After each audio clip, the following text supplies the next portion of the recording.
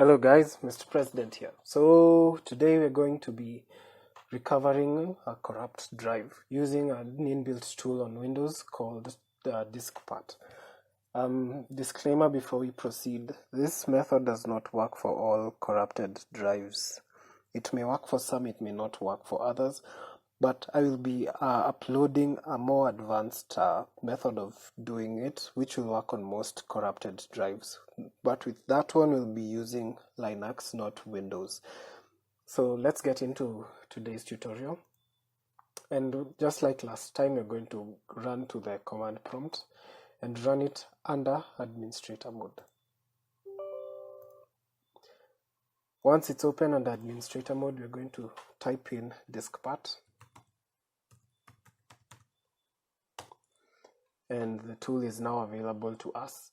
And remember, Windows doesn't really care about whether you've mixed cases or whether you've used lowercase or uppercase. It still runs the command as you've written it. Linux, however, on the other hand, is very case sensitive. So for here, for Windows, it's a bit lenient. So we want to see the list of commands that are available to us from Diskpart. So that is /h. And it will give us a list of all the tools that all the commands that we can use for various reasons. I'll be covering these tools in a future video. If you're interested, you can tell me in the comments below. If you're interested in seeing more, you are interested in knowing how these commands are used and what scenarios you can implement them. So for today, we are going to first of all want to see the disks that we have available. So we're going to list our disks. And remember, it is list disk, not list disks. So we have a list of all the disks that are available to us.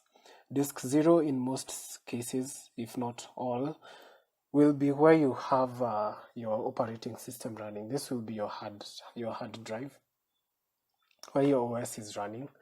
So be careful not to pick that one because it will cause a lot of problems. And also be careful while you select any of the other disks that are listed below that. You have to first of all confirm that it is the disk that you want to use. In my case, it's a 32 gig flash drive, but here it's listed as 29 gigs. So we're going to select disk 1.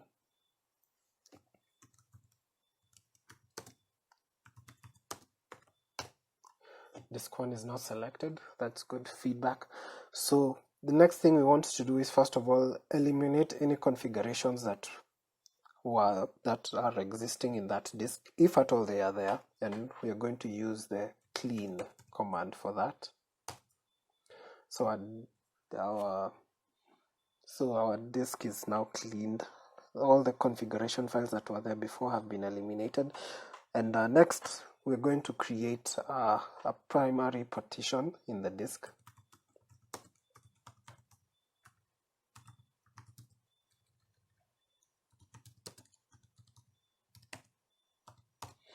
So the command will be create partition primary. And the primary partition has been created. Now, this next step may or may not be that important to use, but for this scenario, I'll use it. The next one is active.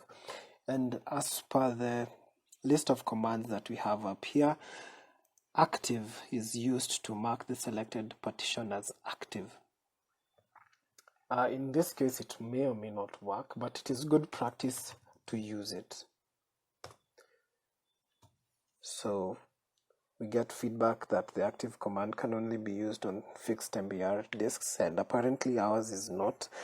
But either way, we'll proceed to the final step, which is formatting the disk. So format FS. FS stands for file system, FAT32. In this case, you can use NTFS if you want it to have an NTFS file system, or you can use the file allocation table 32, which is a file allocation system based on Windows. And it is more of a universal file system It is recognizable in Linux and Windows, and I think Mac as well also recognizes FAT32 or even NTFS. So the next step we're going to take, the remaining parameter is quick. Now, here you can either use quick or full. Quick or full. The difference being, quick will just do a quick format of your drive, and it will take a very short time.